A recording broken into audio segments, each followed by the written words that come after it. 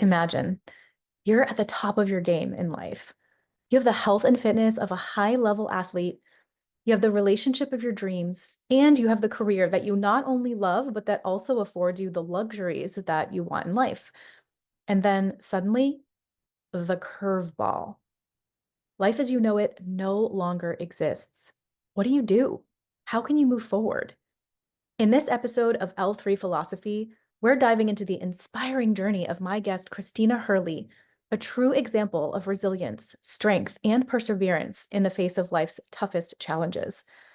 Christina shares her personal story of not just one, but three consecutive devastating events. First, unexpectedly becoming a below the knee amputee. Second, returning home after a procedure to find that her husband had moved out all of his things from their home one day after their 1 year wedding anniversary. And third, drowning in tens of thousands of dollars in medical bills. Her journey of physical and emotional healing, as well as the founding of the nonprofit organization Less Leg, More Heart, offers valuable insights on overcoming adversity. Whether you're facing challenges of your own or you just need a dose of hope, this conversation will remind you that even in the darkest moments, there's always light to be found.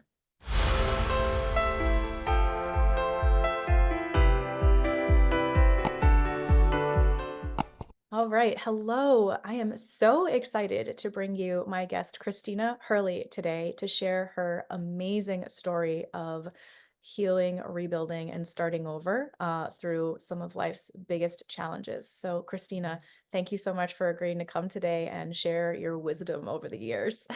Well, thank you for having me. It's really wonderful when people are creating platforms like this to share, rawness and truths because so many people can relate to those fragile and, lowest of the lows because that's really where all the tools are wielded. So thank you for having a platform that helps to share those things.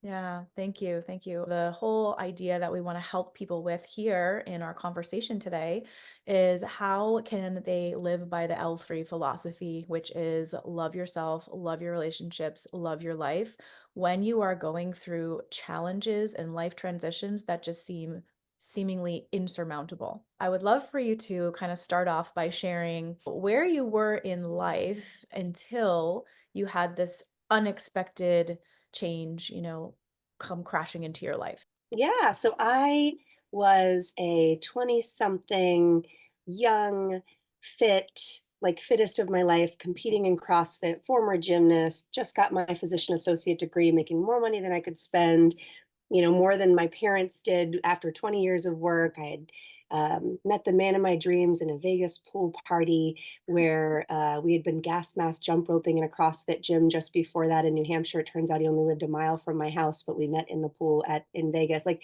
everything was faded, like everything was easy. Family was healthy, work was going great.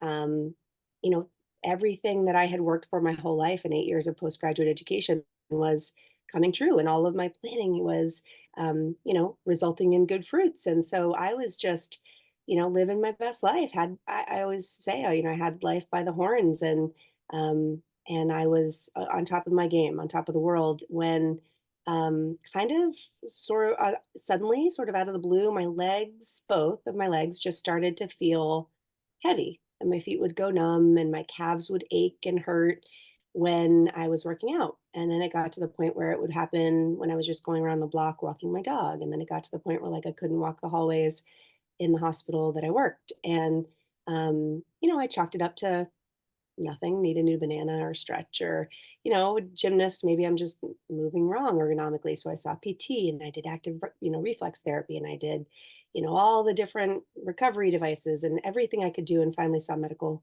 clinicians and was told I just had a strain. And so, I had to push and advocate for myself. And through a really long road of misdiagnosis and, tens of thousands of dollars of medical bills from testings and invasive procedures and a really scary unknown time because I knew something was wrong and nothing was showing it, I finally got diagnosed with a really rare vascular condition that causes your arteries, veins, and nerves behind your knees and both legs to become trapped every time that the calf is squeezed. And eventually it cuts off its own blood supply permanently. And then It's a surgical issue and sometimes, and in my case, a limb threatening issue. And I ended up becoming an amputee after a lot of failed surgeries. Wow. So, I mean, talk about unexpected, right? And that just sounds like the biggest curveball of all is learning how to become accustomed to this new body, right? I mean, I would assume that that was a really hard piece for you. And I mean, of course, it's a combination of multiple things. And you can please feel free to share any more about, the specific things that you had to struggle with. But one thing that I just found really moving, I took it actually right off of your website. It's something that you said in the About Me section, but I would love to share it. Is around this time, that you're sharing that you are going through all of these challenges with the loss of your limb and then having to learn how to, live in a new way. And then having continued problems with that afterwards, like multiple surgeries. Um, you said the reality of circumstances was crushing. I struggled to find any hope. The prognosis was devastating. I had been pulled so far from my center, I couldn't remember who I was. I felt alone, misunderstood, and empty. And I pulled that quote just because, for anybody listening, the a story of having to start over or adjust to some kind of huge life transition or challenge, these feelings are very similar, I would say, in different, obviously everybody's experience is unique. But, I hear this a lot as well as a breakup and relationship coach is like you feel lost, you feel uncertain, you feel alone. And so, what, I mean, give us a little bit of perspective about what you were going through at that time, and then how did you go about seeking, support for yourself? Yeah, so I was ironically amputating legs for a living as a first assist in the OR at the time that I lost my leg. So I was told 6 months before my amputation that my leg would be taken off to improve my quality of life because everything had failed, 13 surgeries in less than 3 years. So every day for 6 months, as I marched toward my amputation date, I was taking care of amputees and their adverse effects and their issues and all of the things that were coming up. And it really wrecked my mental health. And I could, because I was dissociating during the day, 9 to 5, Monday through Friday.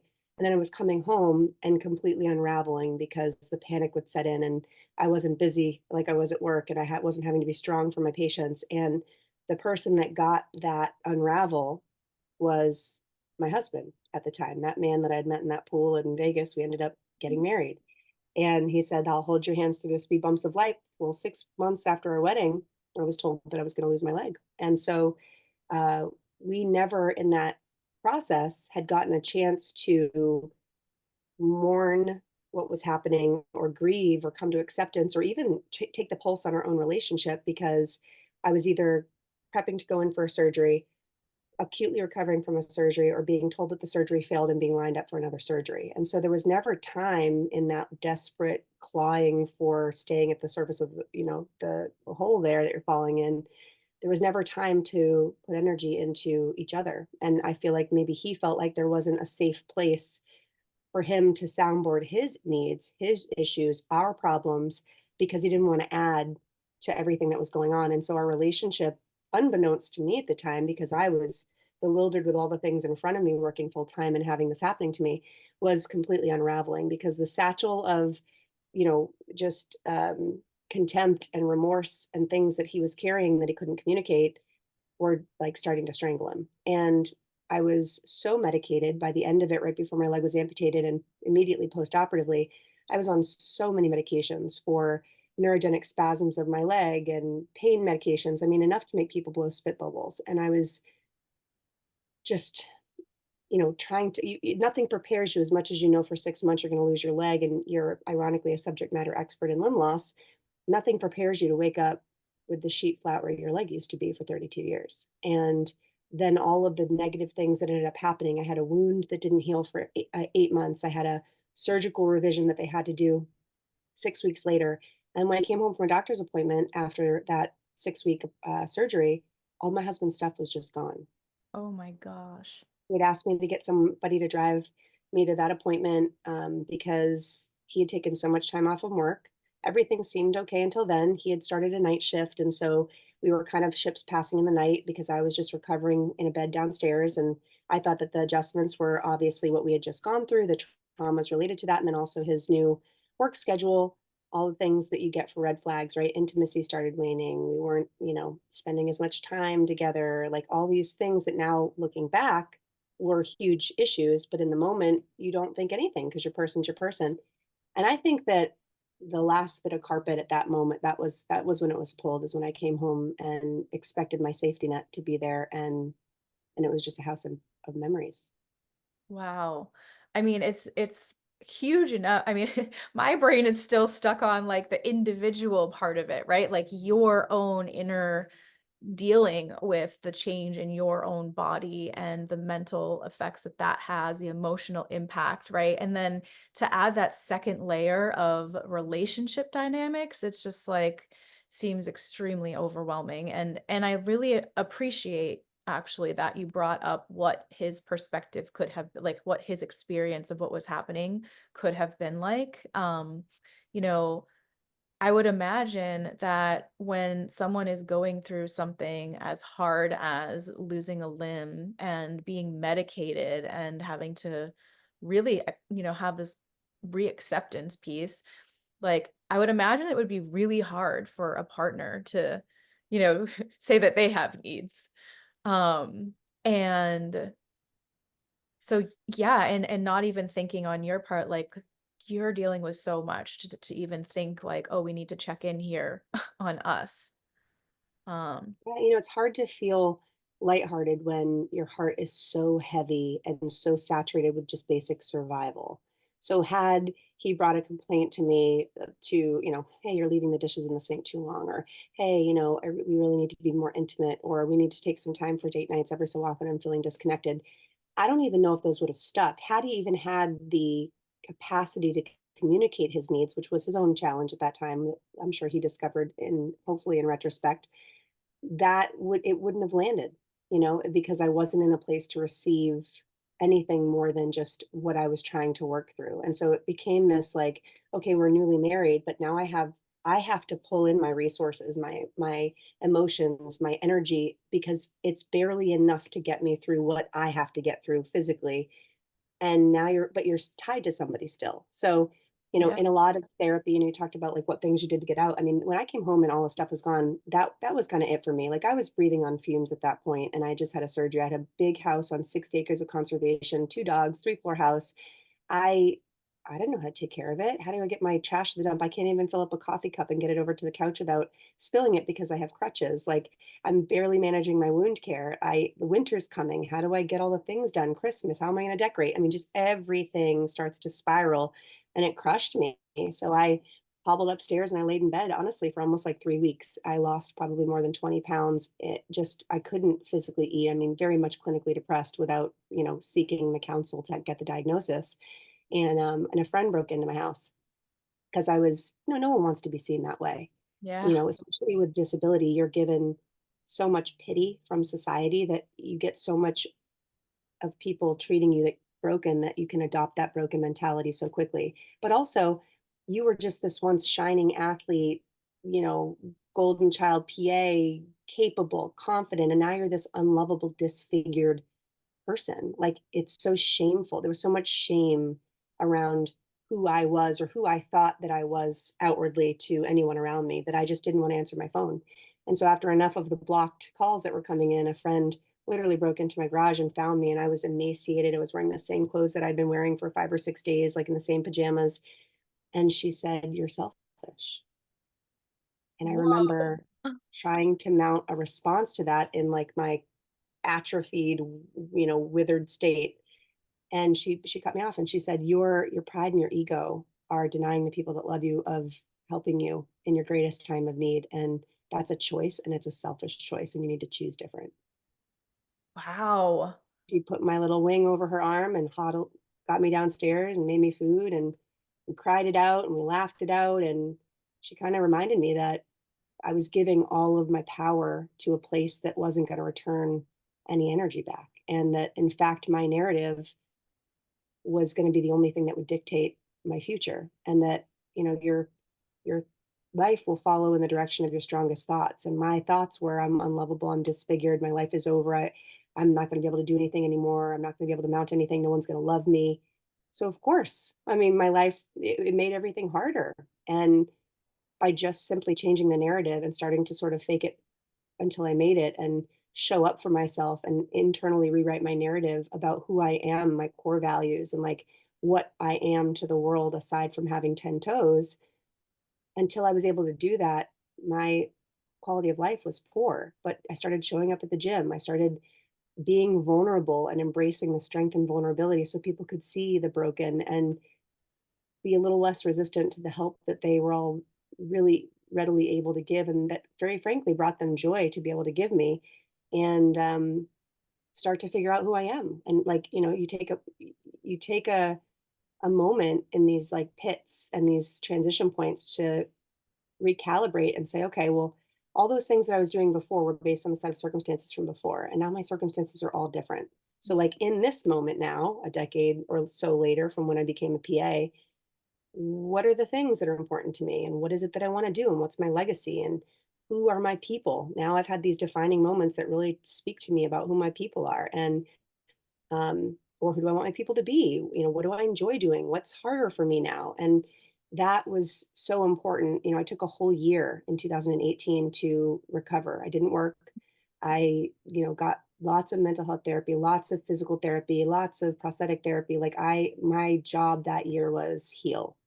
Mhm. And that was such a critical investment in my life and my future, because had I not replenished my bandwidth in that way and just kept running at the pace that I was running and avoiding and um, detaching and dissociating, I would still now, 8 years post amputation, be in a similar spot, because I would never have stopped to learn me and love me and redefine me and refocus on what was important to me in the future. Yeah. Yeah, so I mean, you're saying that this transition, or I don't know what we can call it, but this, change, this life change is a perfect opportunity to reassess. It sounds like you did a lot of reassessing, like you said, you had to reassess the way that you were talking to yourself. You had to reassess who you were, spending time with, who you want to spend time with. And I love that you brought about like the circumstances are different. I thrived a specific way when the circumstances were, like X, and now the circumstances are Y. And so more of like finding a solution that fits the new circumstances rather than wishing that the circumstances were still A, which, I'm sure happened, at points, but you found a way to reframe. And something else that you were talking about when going back to the gym, that you had shared in your personal story on your website is like, you started noticing how you could change certain weights or machines or the way that you did things. So you discovered, hey, I can still be physical. I can still be an athlete. I can still take care of my body. It's just going to look a little different. And so I would imagine that those small kind of discoveries and successes are the little stepping stones that helped you kind of rebuild your new almost like narrative and vision for yourself. Yeah, we're in a groove, and our vantage point, we start to look out, right? We're farsighted because we're running on the same road, and so we're sick of looking at the pebbles in front of us, and we start, bird's eye viewing. Well, when these kinds of things happen, it forces you to be myopic. It forces you to look closer, and sometimes even to turn inward. And like, is the scaffolding there? Like, is the structure solid? Are the foundational blocks of this thing in place so that I can even keep running? Number one. Number two, if what I'm looking at, either in myself or right in front of me, is not a suitable place to be running, I need to do some patchwork. I need to do some mending. I need to patch the immediate place around me. And then I can start to move outward again. Like, we have to genuinely like close in. I mean, think about people when they fall, right? You like close in, or babies when they startle and they throw their arms out. Everybody has a different position in a moment of reaction. And this is no different. It's a circumstantial reaction. We need to adjust and change posture to be able to approach that new circumstance in a strategic way. And there's power in the pause. I feel like we're so incentivized to multitask and to move and to be busy, busy, busy, busy. And sometimes the most productive thing ever is to just sit in it and feel it and visit the pity cabin. Like you need to be in it and cry and use all the tissues and, do that thing for a bit, but just don't stay there. Like don't unpack there. And that's the tribe part, right? It's like people that are your trusted counsel will be able to give you that sympathy and empathy when it's needed, but they also should be able to tell you like, all right, you've done it. You've gotten the help. You've been, you've really been feeling it. Like how do we move through this? Like, where's the next step? When you're running in that direction, where's our next viewpoint? Where are we going to look out? What are your goals? What are your intentions? What's your first step? I did a lot of mind mapping, like in that initial journey where everything's swirly twirly gumdrops when big trauma or major issues happen, like divorce or financial challenges or even just job conflict, whatever it is. Sometimes when you have your brain, you can feel when it's happening, when like you have problems and they're all just coming in at you from all the angles. Number one, meditation was huge. And then number two, I'd come out of it and I would sit down and mind map. I'm in the center, my financial, my nutritional, my relational, my financial, my physical, and I would make little orbs and I would do little branches off each of them to talk about like what the stressors or what the challenges were and what the actionable items were on the periphery of my mind map. And by giving myself a visual cue of places that I could exert action, I just got more and more confidence with the fact that like I can manage it. I don't have to manage all of it in this moment, which is why I was feeling overwhelmed and stress and anxiety and then avoiding. I can just take small action, little bits and little chunks and see that I'm making progress. And some of that feedback was crucial because you find out when, especially you become disabled or you have a medical diagnosis, you find out that the little things end up becoming the big things. When you're sitting with your dentures in a cup in your bed at the hospice home, you're going to look back and the two real questions that I keep hearing over and over from so many people that have asked about this is you want to make sure you live with the least amount of regrets. And you also want to make sure that you lived, you had life when you were living. And that you were present for it. And that present doesn't always feel good. But at the end of the road, knowing that you gave everything you could to being consciously aware of yourself and honoring the things that you need, which are different. It's like one of the yoga mantras that I always go to is every day I do my best, but my best looks different every day. Yeah, I like that's a good one.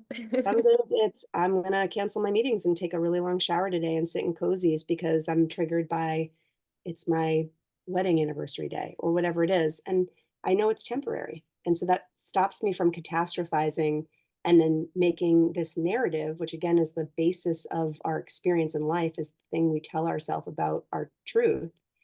It's just like, oh, this is temporary. I know why it's happening. I'm going to tend to myself and my needs in this moment. And then tomorrow's a new day. I'm going to get up and do some things that fill my cup. I'm going to get out to the gym and walk. I'm going to connect with somebody that makes me feel good. I'm going to do some journaling and reflection. You just got to fill your path with things that can give you reprieve from, I think, sometimes our worst enemy, which is what's between our ears. Yeah. Yeah. And so in listening to all these examples that you've just shared, and thank you, because those are a lot of good strategies that people can use. I was kind of thinking about, oh, I wonder, so it's a really, really challenging place when a person loses hope about something, right? And it can seem like how might you ever get hope back? Like if it just doesn't feel like it's within your grasp. You mentioned a couple of things here. We've talked about how important it is to change the narrative, but also to take little action steps. Do you would you say that one of those was more kind of like important for you than the other in order to like get hope back? Or I mean, of course it's probably a combination, but if you had to choose, like, would you say action is better for that? Or, like do the words come first or does the action come first? And does one follow the other? I guess is my Right. question. Yeah. No, it's a really good, it's a great question. And because I struggled, and everybody that I mentor in my nonprofit, 350, 400 people, everybody struggles, especially when they're in the, like, I call it the washing machine. Like the load has just started. You're not sure how long it's going to go for. And you're just circling. And for medical people in my situation like this, it's you just have this diagnosis or the surgery and you're not sure what the outcome is going to be or when you're ever going to get there. So you're looking down the tunnel, but you can't see the light. The tunnel's so long and you don't know if you have the stamina to walk the entire tunnel. You get Right, tired. right, You have to have enough hope that you keep putting one foot after the other so that you eventually do get to the light, which we know is there, just we're not sure where. But you can't have too much hope that you're irreconcilably devastated when, and usually when that next thing happens that's not going to be good, that you didn't put all your eggs in the hope basket and now you're, institutionalized because you're broken that far. But you have to have enough realism that you can be prepared for those hard moments that are these hiccups that will continue along your route with some hope still, so that you're not so cynically moving through it that you deprive yourself of the joy of some of the small wins along the way. And so that tightrope between hope and like realism or mhm, skepticism is such a fine, hard place to be when you're in the in between. And sometimes the in between is your partner said they wanted to separate and you're impending the legalities of the divorce. You can't freshly start over because you're still tied to stuff. You're right, in that in between, and the in between is the hardest place. In my personal journey, the hope was I, the first thing that I did. It's hard, maybe I'll verbalize it. The first thing that I did, my first actionable was I admitted to my friend, yep, I've been avoiding it. And yes, I'll accept your help, which was just talking. It was the first time I talked. So words. And then the next was setting an action plan. Okay, I know that I need to get community and physicality back. Those are two staples in my life. These are two pillars of my life that have been consistent, that bring me joy, and that are really foundational elements of like my being that I've lost. mhm, So maybe like when you're in these positions, questioning what are the things, regardless of circumstance and before the relationship and before the leg loss and before the event, that were tones or commonalities in the different chapters of my life. And for me, it was community and physicality. All right. So my goal was, after talking through it, I'm going to find a way to get community and physicality back, however that looks. And it was just calling a CrossFit gym and saying, I can't pay you the 250 a month because I'm broke as a, disabled person going through divorce. Can I just come in a few times? And they were like, open arm, welcome me in. And so now I'm around a group of people, and the people are kind and compassionate. And I was able to foster my physical um, elevation there because obviously it's a physical place, but the mental benefits of being around people that were themselves capable and pushing themselves, but also helping me adapt and push myself was just really empowering. And so that was the formula that worked for me. But I do think that action's important, but I think that a rough blueprint after checking in with what's important and what you really think is needed, starting simple. I just did two things and I killed them with one stone in going to a gym. You right. don't want to overwhelm yourself with so many to-dos and so many actionables that you either set yourself up for failure or you feel overwhelmed and now you're in analysis paralysis and you can't really start it. So it's, what's that next one thing? I mean, in the Frozen movie, right? Didn't like Elsa's sister sing like do the next right thing? Just you pick the next right thing. And when you get there and you're settled in there, like pick the next right thing. And I I don't know if it answers your question, but I think a little brainstorm, a little strategy, nothing that would prevent you from taking action soon, but fairly quickly getting into a singular or two actionables that you can stay consistent with to bring you whatever it is that you need. For me, it was confidence and it was connection and it was compassion and it was love. Yeah. Yeah, and I'm glad that you said that because when you were talking about the mind map, I thought it was a great idea and a really nice visual as well. And I was like, "Ooh, how do you also not get overwhelmed?" Like these are all the areas of my life that I need to, quote unquote fix or like, take action in, can also feel really overwhelming. So, I'm really glad that were talking about what's the very next thing. What are the very small things that have a very low entry to barrier, that you can just kind of start doing, that maybe feels natural. And something that also came up is, you mentioned that you just asked the gym, like, would it be okay if I, come in and work out here? And the answer was yes. And so I think that's important too, because in addition to our own narrative about ourself, our situation, we could also have a narrative about, what we can or can't do, what we can ask other people or not ask. And like, I think a lot of the times, at least it's been in my experience too, is, when you just ask somebody, most people are really, really happy to help you in whatever way aligns, for the both of you. It doesn't have to even be 100%, on one side giving and the other receiving. Maybe it is, but I would imagine that, just the fact that there was this community that was really, really strong and supportive, could have been all they wanted or needed, to quote unquote get back from you, as a, longstanding community member. Yeah, So I I think I like think that you challenged. making the ask is so important. I feel like we we can have internal dialogue all the time about what we expect somebody will, infer from our message or our, inquiry. At the time, I was so desperate for connection that I think in my email I wrote something like, my onion is literally unraveling, and I don't know what's going to happen if I don't get community and physicality back, and I don't have the finances to support it. Like, can we work through something? They had four different owners. All four owners emailed me from their separate accounts when they received the message within like a 30-minute period and literally said, get in the door. And one was like, come tonight.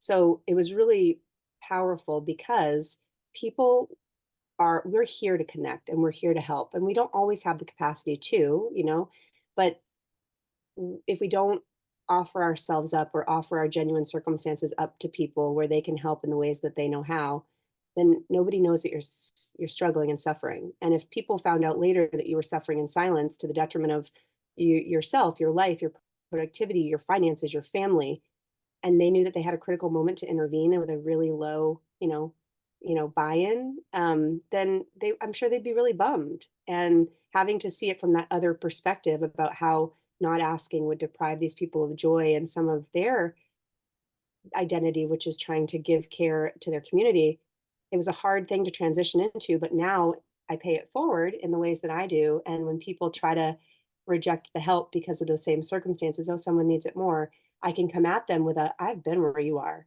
And let me tell you how good I feel. This is selfish. I feel good because I know what I need to help you and I have those tools. Let me give them to you. And it's just a beautiful full circle when you get to the point where you're through whatever it is that you're working through and you start to be able to, in those tools that you've wielded in that darkness and with the help of other people around you holding you up while you can't stand, you're able to use those to help make other people's lives less hard. And that's really what makes the whole process of life, I think, feel all the pain points feel less in vain. And so it's really beautiful to be able to full circle it and to remember that we're all just one terrible accident, one bad decision away from being in a really tough state that we would need help. And so maybe people that are listening aren't in that major transition point. And maybe this is their reminder to know that, like, you might be grabbing life by the horns just like I was then until I woke up the next day. Mm, And, what are you going to do tomorrow if you wake up and you can't walk or you have a major medical event or your significant other leaves you? All the things that you think are set and stable in your life, now you wake up and they're unstable. And how can you start to break away at the hardness that asking for help or putting yourself out there in a vulnerable way would be? Like, are there actionable steps people can start taking while they're not in that crisis mhm, state to lower the barrier that they would feel when they are? And that would be a real proactive way to start approaching things. And had I known then that my 10-year plan was going to include divorce and amputation, I probably would have worked on it. But everyone thinks that it's not going to happen to them. mhm, And it's not a matter of if, it's usually a matter of when. And so the more of us that can get out and share the vulnerable and some of the tools and also just the approaches, like, hey, think about it ahead of time. What are you doing for gratitude? I didn't know anything about gratitude and rituals and neuroplasticity and epigenomics back in the day. And now that is the primary reason that I have thrived, is because I have gratitude journals that I write in every day, every single day before I go to bed without fail for 8 years now. I do a 3-2-1 ritual. It takes me minutes, sometimes seconds. And it's three things that I'm grateful for the day, two things that I have for highlights of the day, and one thing that I'm looking forward to the next day. And in just that simple task, and you can even do it in your head without writing it down when you're on your pillow right before you go to bed, you just do the 3-2-1. It starts to train your brain to look at silver linings, train your brain to have a narrative of gratitude, because when you see things through a lens of gratitude, you don't deprive yourself of living the highlights of your life when concomitantly there are some low lights happening at the same time. Yeah. Yeah, and I love that you're just really bringing to the forefront, what can we do right now, no matter what your circumstance? Maybe you're living the high life, maybe you're struggling, but regardless of where you are on that pendulum, how can you take a look at the different areas of your life and make sure that you are set up for success? Not that we want to, have people living in fear of uncertainty, but I love that you mentioned how strong is your foundation right now, currently, right? Like, are you in a relationship where you rely on the other person for your self-love or validation or whatever, right?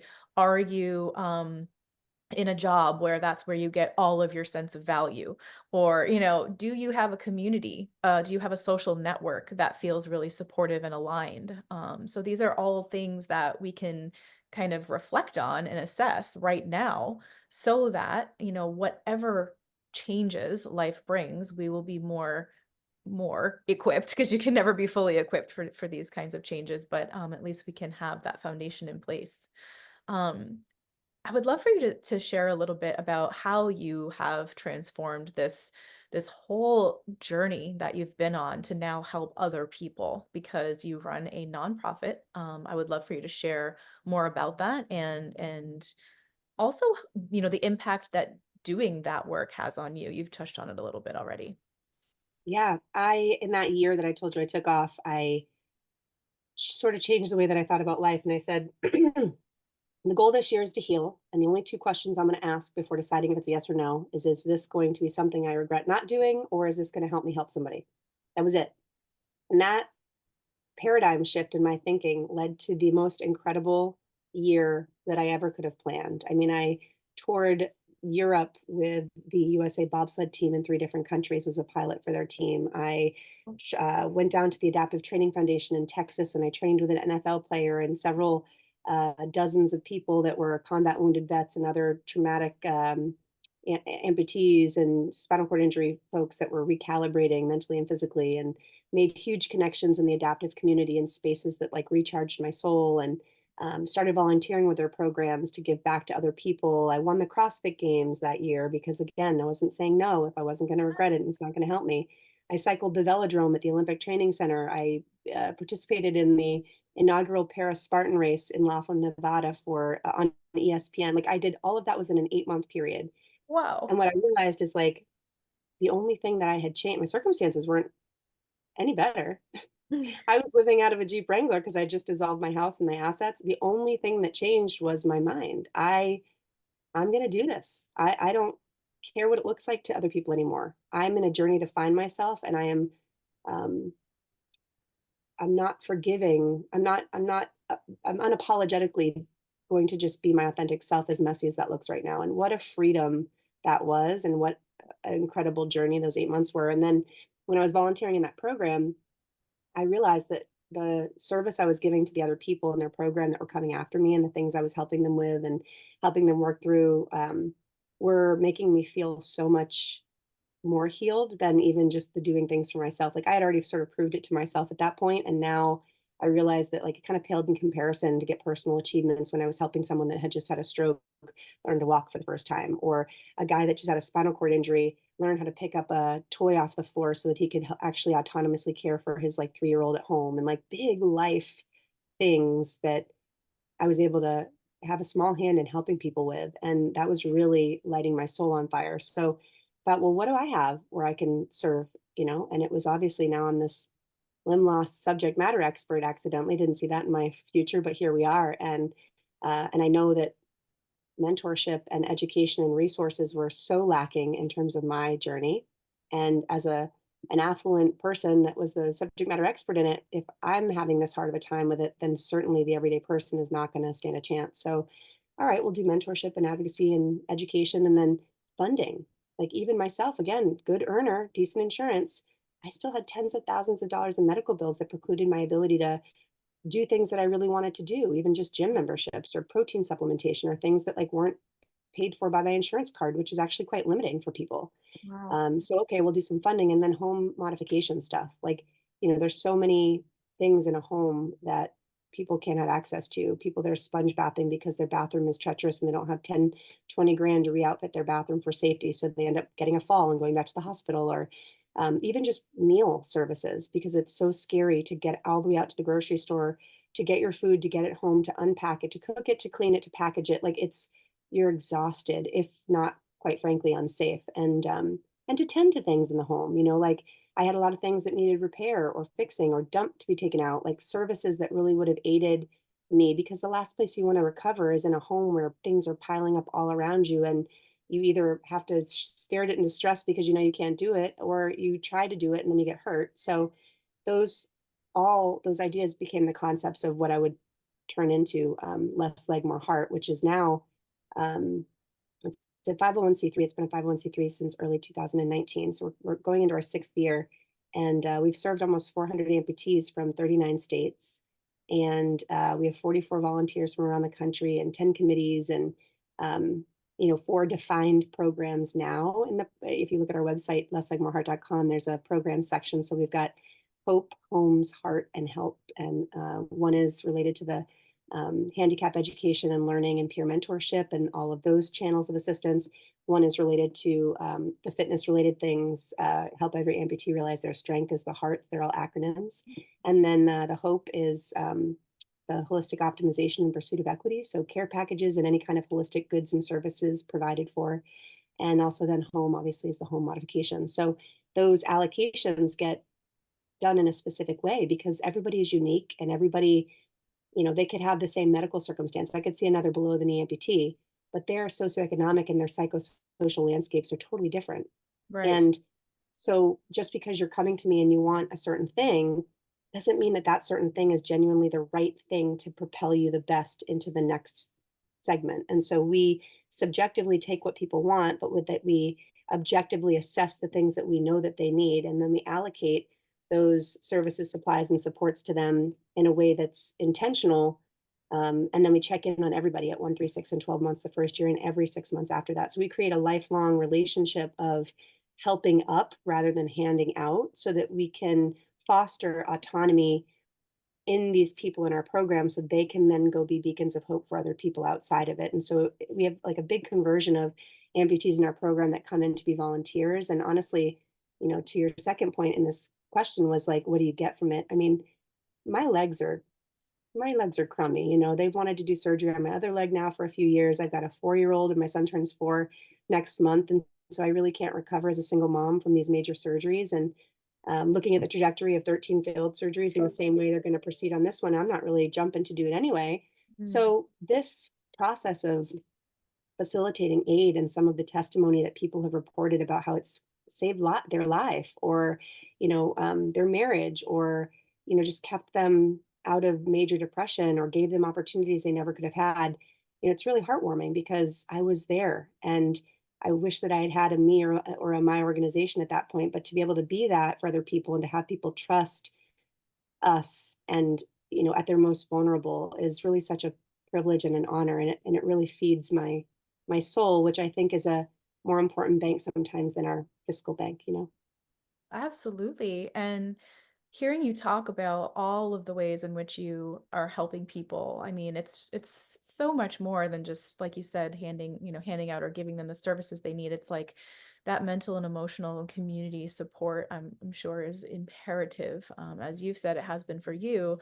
And hearing you say, it's a possibility that you might need the other leg amputated, or, this idea of starting over. I mean, I think it can be really, really almost like this feeling of like impending doom.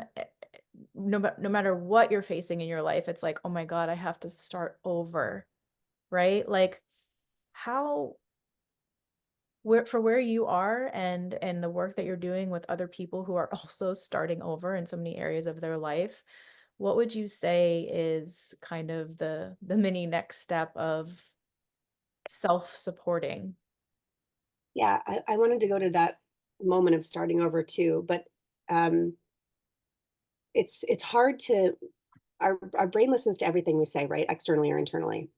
And when we tell ourselves over and over that we're starting over, I know it might feel true, but it's not, because if you think about a long hike, you might hike for 6 hours and you get to the top of a ledge and you look over and you realize you're supposed to be on that peak.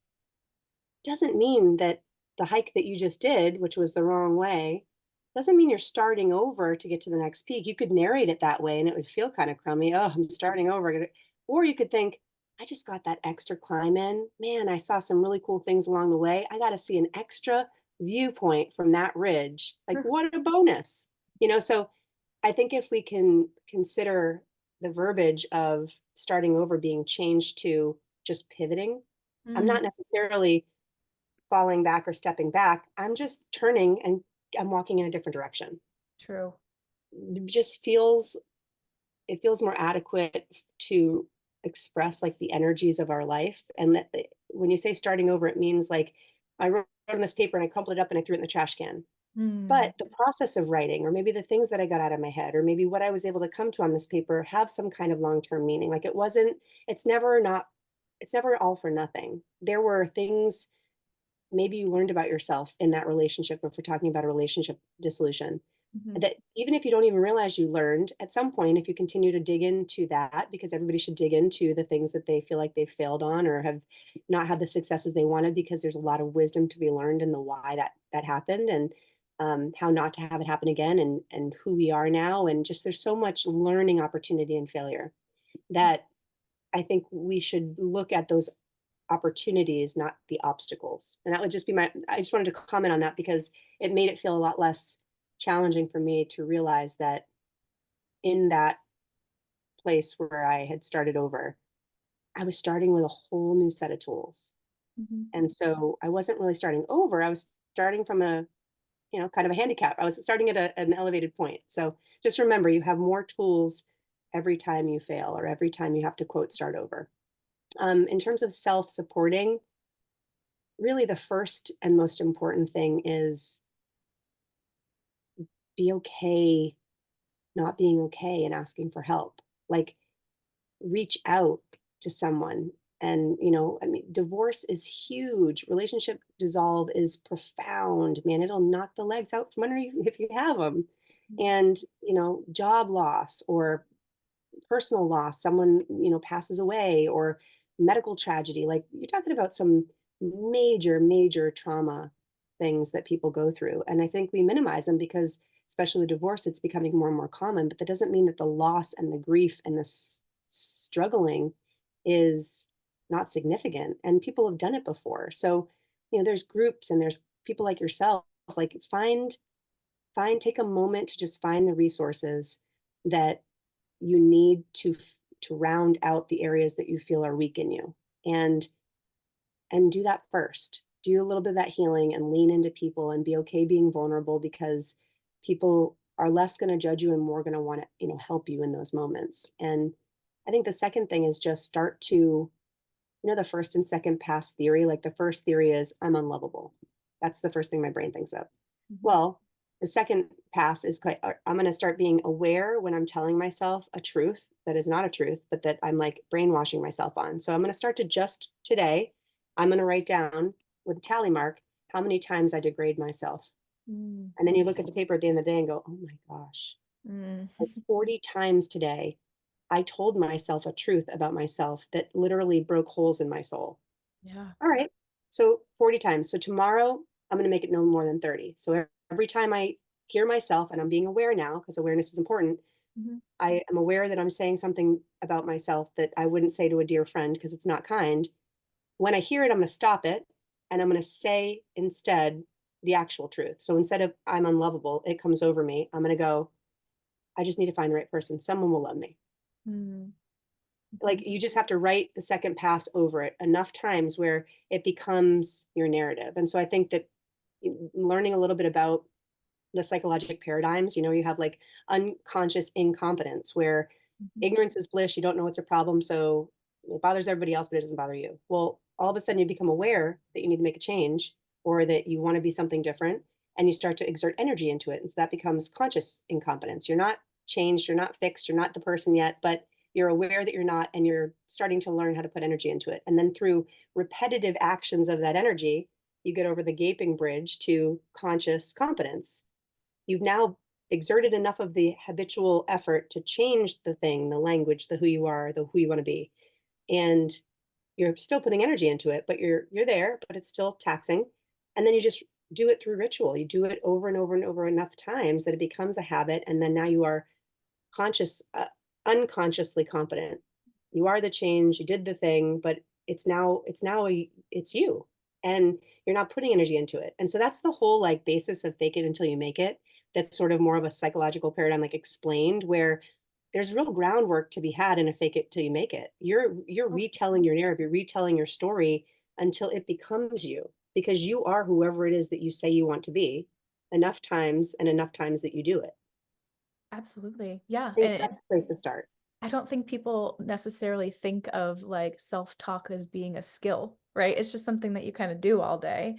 And even if you're aware of it, you might know like, oh yeah, I'm really kind of mean to myself all day. But like, the way that you're framing it right now with those levels of competency, it's the same. I want to like draw the parallel. It's the same process that you have to go through no matter what skill you're learning. Like if you're just learning how to, dribble and shoot a basketball, like you're going to suck at it at first and it's going to be really, really hard. And you're going to have to exert a lot of energy into focusing on the dribbling and the shooting and like really getting the technique down. And then as you're saying, as you continue to practice that and make it a part of you, it slowly becomes, more like your body muscle memory, and you just kind of more naturally do it, and then you just start to kind of excel as you continue to integrate it. And so, self-talk and all of the personal development tools are no different. um I think people fluff it sometimes, right? They minimize the impact that that kind of work can have, and I did in the beginning. Surely it can't be as easy as just telling myself different things. But I mean, if people want to get geeky and look into stuff, like look into neuroplasticity, look into actual scientific papers on practices of gratitude. I mean, there's so much research on epigenomics and actual changed brain neuron landscapes from the implementation of meditation practices. And like, this is stuff that we didn't have available to us 20 years ago, but now we know, or we're seeing more and more actual evidence of these things really being like clinically effective. And so low lift, no money, you Mhm. can just start in this moment. I think those are two great places to start. And I'd say the third place is kind of finding a tribe, really taking a look around you. Now you've looked within you and you're doing that. Just Mhm. kind of look around you and take inventory on the types of energies that are around you and the types of people that are around you, and whether they're fountains or they're drains. Mhm. And if you're in a state where you need fountains around you because you feel like you've got drain holes, you got to make sure you're not around a lot of other drains, because you have to first fill yourself up before you can start to be a fountain for other people. Right. And your energy is precious, right? So if you're surrounding yourself by drains, then all of the energy that, you're putting into yourself, you're investing in yourself, you're having some wasted space there, some spaces. So I really appreciate you sharing not only your journey with us, but so many of the tools that you used. It sounds, and correct me if I'm wrong, but it sounds like, a really great place for people to start is first to kind of take radical honesty and acceptance for where they are in their life, where all of us are, no matter what it is about, whether it's about your physicality, your relationship, your career, whatever. And at the same time of needing to take radical responsibility, it's making sure that you're not doing it alone.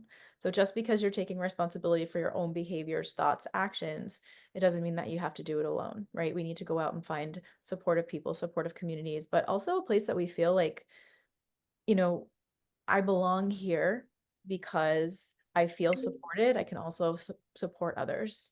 Um, Hearing other people's stories that, might be similar to whatever someone is going through can feel really, really validating. And, just help with that sense of feeling I'm alone through all of this, because you might feel like you're alone, but it's really just a matter of placing yourself in the right environment with the right people, right? And you're so right that literally every diagnosis or major life event, the undertones of all of the suffering are the same: the grief, the despair, the loneliness, the heartache, the pain, the isolation, the confusion, the lack of identity and direction, all of them, everybody has shared pain points in all of those things. And so knowing how many people are on this planet, someone has started a group. Somebody has gone and gotten a coaching business to help people. And like there are so many, and thankfully we're in a generation where we've got Google at our fingertips. You know, there's so many resources that are low lifts for people now that smartphones and internet's there, and we're all, on there on social, I'm sure doom scrolling at night and here and there on different applications. Like take those 10 minutes instead. You can either waste or spend or invest your time. And when you're in these critical pivot points, make sure that you're not wasting your time. You want to be spending or investing it. And so how can you do that in the best way for yourself to gain clarity for your next right step? Yeah, perfect. Wonderful. Christina, I would love to invite people to be able to donate to your organization, to Less Leg, More Heart, if you'd like to share how they can do that.